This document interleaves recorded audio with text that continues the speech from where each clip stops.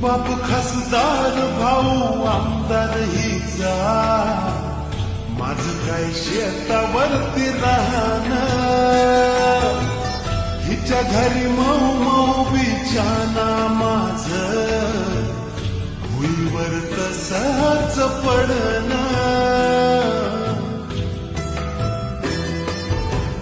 बाप खासदार भाऊ आमदार हिचा, माझं काय शेतावरती राहणं, हिच्या घरी मऊ मऊ बिछाना, माझं भुईवर तसंच पडणं.